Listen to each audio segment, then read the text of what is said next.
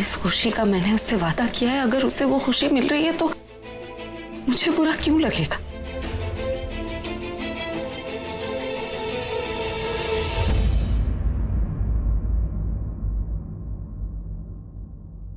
उसे उसकी खुशियां मिल जाएंगी, लेकिन तुम्हारी खुशियों का क्या? तुम्हारी शादी हुई है मुझसे, तो फिर तुम्हारे फ्यूचर का क्या होगा? हमारा रिश्ता जैसा भी हो, तुम मेरी रिस्पॉन्सिबिलिटी हो।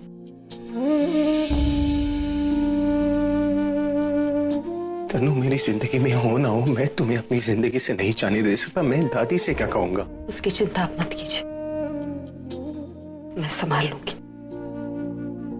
और मैं आपकी रिस्पॉन्सिबिलिटी थी, अब आपकी जिम्मेदारी तनु है। वो आपका प्यार है, आप उसे निभाइए। दादी को उनकी जिंदगी में आपने हर खुशी दी है। अब यही समझ लीजिए कि आपका बच्चा उनके लिए आखिरी खुशी होगी। वो उन्हें दे दीजिए। आपके बच्चे के साथ आपका बचपन उन्हें दोबारा जीने का मौका दीजिए। तुम्हें ये सब कुछ आसान लगता है। दादी मेरे बच्चे को अपने गोद में खिलाना चाहती है, पर इस कीमत पे नहीं। पूरा एपिसोड देखिए ZEE5 पर। उनकी आदत पड़ जाएंगी और वो मुझे भूल जाएंगी, क्योंकि दादी मुझसे कितना भी प्यार कर ले, मैं उनकी कितनी भी इज्जत कर लूं, उनकी आखिरी खुशी उनको नहीं दे सकती।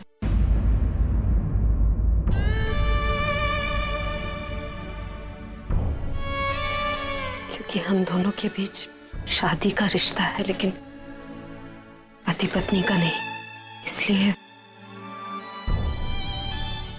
जो गलती आपने मुझसे शादी करके की थी, उसे आपकी ये दूसरी गलती ही सुधार सकती। तनु ही दादी को उनकी आखिरी खुशी दे सकती। जब तनु उस खुशी के साथ इस घर में आएगी तो दादी मेरी दी हुई हर तकलीफ भूल जाएंगी। रहा मेरी खुशी का सवाल, तो आदत मुझे भी ऐसे जीने की। जिंदगी में इतने उतार चढ़ाव देखे कि अब कोई खुशी मिलती है तो अजीब लगता है। शायद कुछ दिनों के लिए भूल गई थी कि मेरी किस्मत में खुशी या किसी का साथ नहीं लिखा। पर मैं आपसे कोई शिकायत नहीं कर रही। मैं जितने भी दिन इस घर में रही बहुत खुश रही हूं। मैं प्यार ना सही, लेकिन बहुत कुछ सीखने को मिला आपसे। बड़े कामयाब लोगों के बारे में मेरी सोच ही बदल गई। जिस म्यूजिक में इंटरेस्ट नहीं था, वही म्यूजिक अच्छा लगने लगा। आप अच्छे लगते।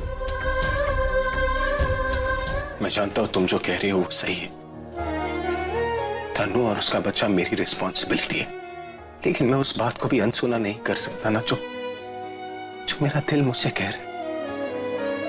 वो नहीं चाहता कि तुम मुझसे दूर जाओ।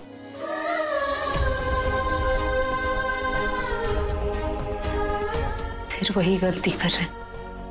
जब मुझसे शादी हुई थी तो आपको तनु का साथ चाहिए था।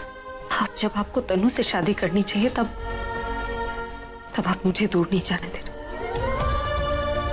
मैं जानती हूँ आप ऐसा किस लिए कह रहे हैं। आपको भी दादी की तरह मेरी सिर्फ आदत हो गई।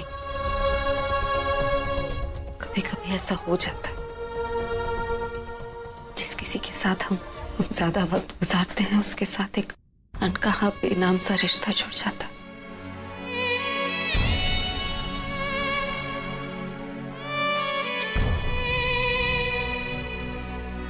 लेकिन ये उन रिश्तों के सामने कमजोर पड़ जाता है जिनके नाम होते हैं, जिन्हें समाज बनाता है।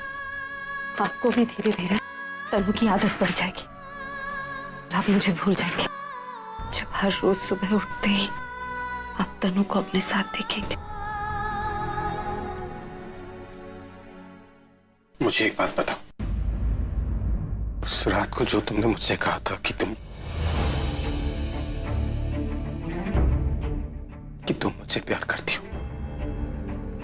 लेकिन अब तुम उस बात से बदल रही हो, और वो सिर्फ इसलिए क्योंकि तुम्हें लग रहा है कि तनु प्रेग्नेंट है।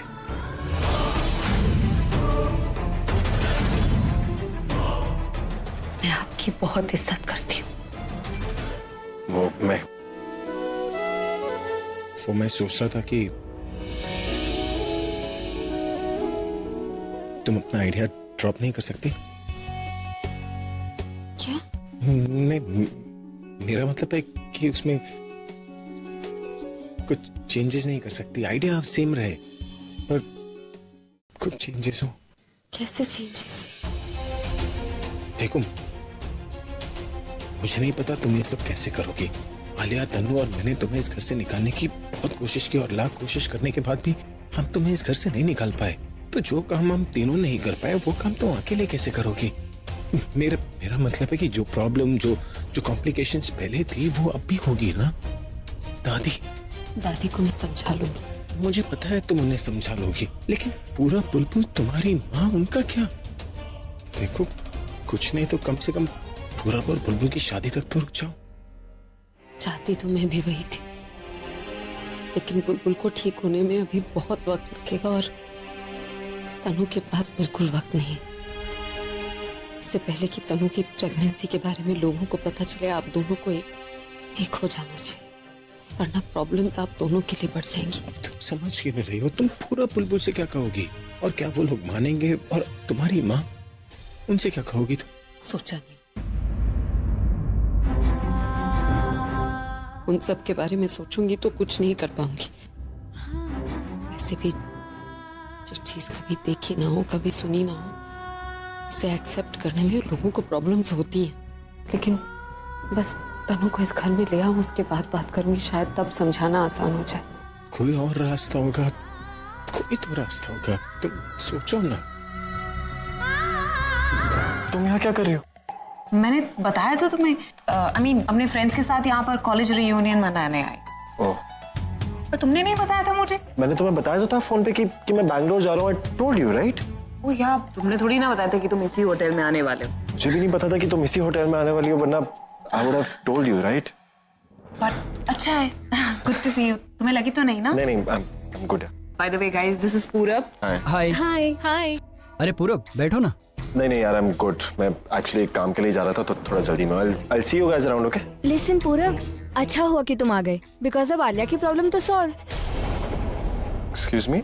आलिया पहले एक्चुअली हमें मना कर रही थी। शी वॉज कंफ्यूज कि वो हमारे साथ रिवर साइड कैंपिंग के लिए जाए कि नहीं, बट अब तुम आ गए हो ना, so I am pretty much sure कि वो तुम्हें तो मना करेगी नहीं। मैं हाँ पूरब, चलो ना, अब बहुत मजा आएगा। एक्चुअली मैं जरूर चलता, बट मैंने बुलबुल को प्रॉमिस किया कि मैं उसके लिए शॉपिंग करूंगा, उसके लिए गिफ्ट्स एंड ऑल खरीद। एंड अगर मैंने नहीं किया तो वो और गुस्सा हो जाएगी। You know how she is, right? So next time guys, come on पूरब, आई मीन मैं जानती हूँ कि तुम बुलबुल के लिए शॉप करना चाहते हो, लेकिन कभी कभी अपने दोस्तों के लिए भी तो टाइम निकालना चाहिए ना।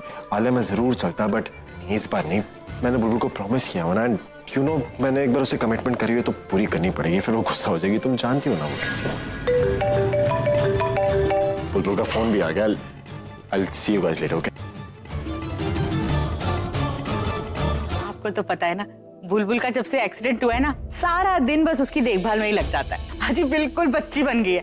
दवाई तो हाथ से खाती है, खाना भी उसको मेरे हाथ से ही खाना है। पर भगवान का शुक्र है, अब तबीयत उसकी थोड़ी संभल गई है। आपकी तबीयत तो ठीक है ना? आप कुछ बोल ही नहीं रहे हो। हाँ, आपको नहीं पता है क्या हुआ? क्या हुआ? प्रज्ञा की तबीयत तो ठीक है। प्रज्ञा और अभी मुझे कल अस्पताल में ही मिले थे। हॉस्पिटल में? आपको नहीं पता? प्रज्ञा को चक्कर आ रहे थे, उसके सर में दर्द था, तो अभी और प्रज्ञा ना हॉस्पिटल आए हुए थे कुछ टेस्ट वेस्ट कराने। माँ यहाँ क्यों आई? दादी ने अगर उन्हें मेरे बारे में बता दिया तो माँ को पता चला कि मैं यहाँ क्या कर रही हूँ तो बेवजह हजारों सवाल करेंगे। मुझे कुछ करना होगा। अब मुझे लगता है कि क्या हुआ कि मुझे ना वो बुलबुल को खाना खिलाना था ना, तो मैं तो वहां से चली गई। लेकिन मुझे ना अभी और प्रज्ञा उन्होंने ये बताया कि 1 मिनट। हेलो? हाँ माँ, कहाँ हो आप? प्रज्ञा प्रज्ञा कहाँ है तू बेटा? मैं तो यहाँ तेरे घर आई हुई हूँ। बेटा अभी की दादी से मिलने आ गई थी, पर तू कहाँ है? मैं मेरे घर पे नहीं हूँ ना। आप वहाँ क्यों गई अभी? तू कहाँ पर है? सब ठीक है ना? मैं वो अपने घर के पास वो गुरुद्वारा है ना, मैं वही हूँ। पूरा एपिसोड देखिए ZEE5 पर।